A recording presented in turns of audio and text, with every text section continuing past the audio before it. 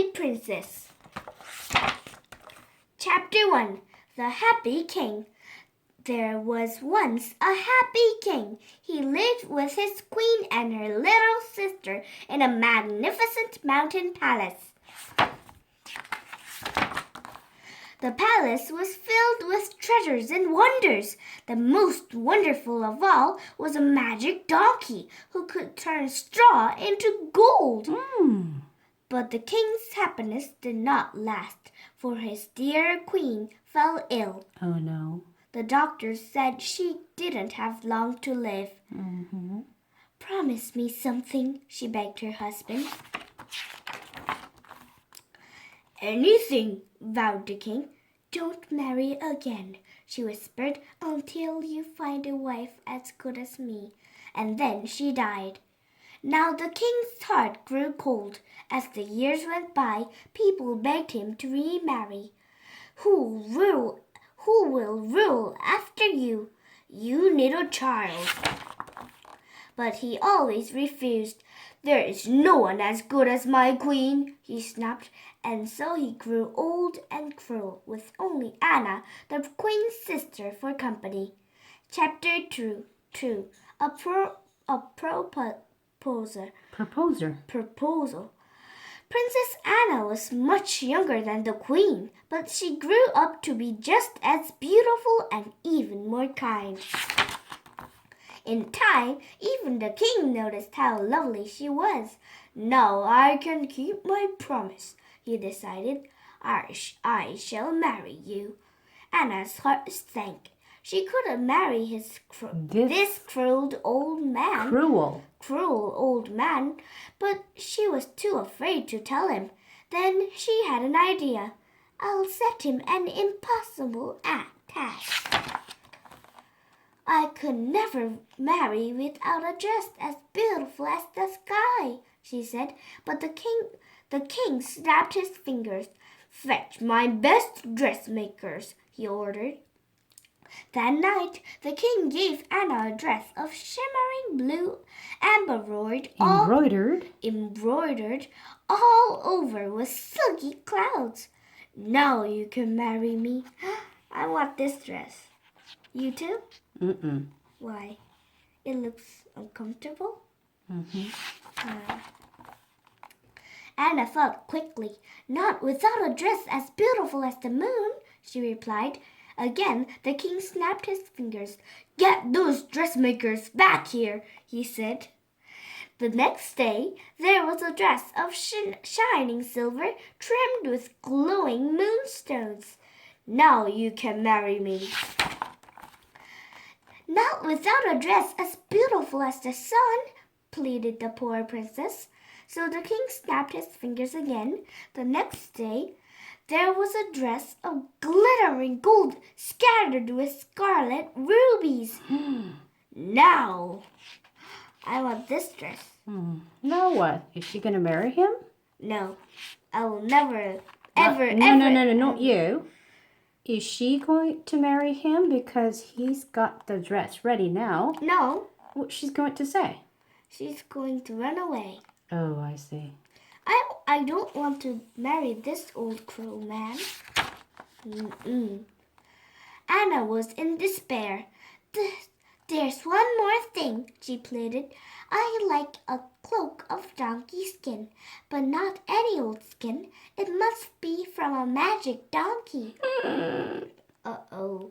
He'd never harm his donkey. The next day, the king presented Anna with a shaggy donkey skin cloak. Oh no, poor donkey. We'll be married tomorrow, he told her. Oh, He's no. really determined, right? He Yeah. killed the magic donkey. Oh my God. And the brain is something. Yuck. Anna bowed her head. There's only one thing left to do, she decided. Run away. Then when the king was in bed, she bundled up her dresses, put on the cloak, and crept downstairs. Then she smeared her face with ash and disappeared into the night. Now I'll never have to see him again. Chapter 3. Princess Donkey Skin. No one took any notice of the shabby girl in the donkey skin cloak. She walked on, far beyond the king's lands, until she came to a farmhouse by a forest. The farmer's wife looked curiously at Anna. "What's your name?" she asked. Anna didn't answer. "I'll call you Donkey Skin," laughed the woman. "If you're looking for work, we need a girl to look after the geese." Ah, I love these geese. They're cute.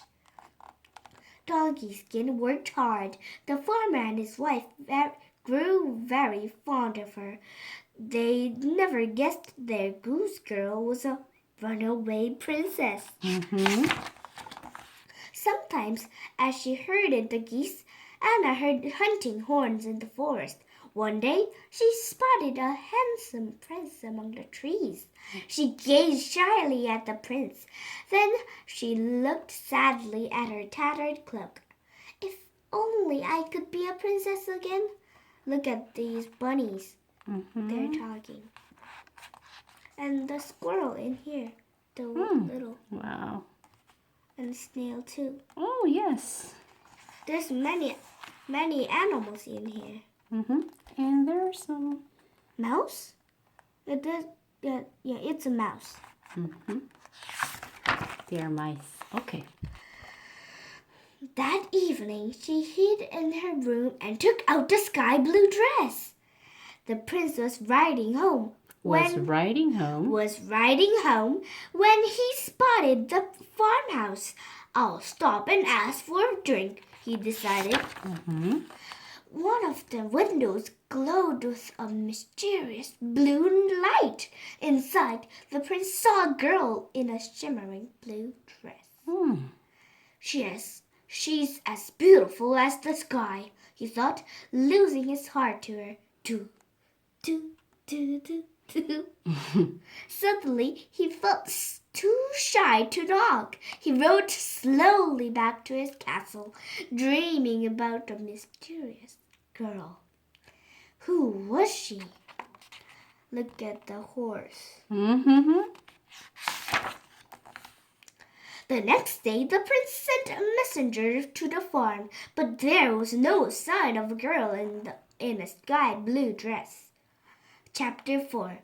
A Cake and a Ring. The prince sent out messengers far and wide. None of them could find the mystery girl. The goose will eat her. It is. No, they're just looking at him. Wondering, why is he doing here? What is he doing? The goose will Pack him? Yeah, pecking. On his bottom? Yeah. I think the man will very embarrassed. Yeah. Okay. Hoping against hope, the prince rode back to the farm. This time, a silver light shone from one of the windows. His heart leaped. Could it be? The girl was in the kitchen, dressed in shining silver. She as beautiful as the moon. She's as beautiful as the moon, sighed the prince. He knocked eagerly, then opened the door. There's a rabbit here. Rabbit. Quick as a flash, Anna hid, leaving a cake cooling on the table. It smelled so good, the prince couldn't help taking a bite. It was deliciously sweet and soft. And then his teeth crunched on something hard. Ouch! He spat out a tiny gold ring. It's hers, he realized. It must have fallen off while she was cooking. Ah, the ring. The ring gave the prince an idea. He galloped back to his castle to make a royal decree. I'll marry the girl whose finger fits the ring. Fits this ring. I said It's a wing. Not wing, ring. Okay. Hundreds of girls came to try the ring, from countesses and chambermaids. Two chambermaids. This is Harry Potter chamber. I know, the same word. It didn't fit any of them. It didn't fit any of them. Everybody wants to marry Prince. Yeah. Oh, she's very, very What? ugly. No, she does. She's not. Yeah, she's very ugly. Very, very. Anna stood at the back of the great hall, wrapped in her donkey skin cloak. Is there anyone else? Asked the prince eventually. Eventually? Just that girl in the shabby cloak, laughed the courtier.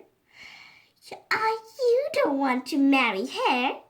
The prince looked into Anna's eyes. Let her try the ring, he insisted. The courtier frowned.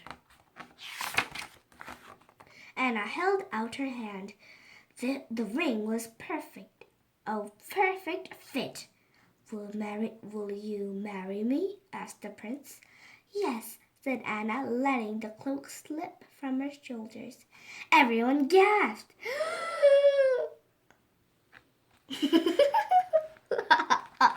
Very ugly. Oh. It's okay. Her dress shone with golden rubies. With golden rubies, filling the hall with golden light. But her golden hair and rosy cheeks shone even brighter. She's as beautiful as the sun, sighed the courtiers. The prince smiled at Anna.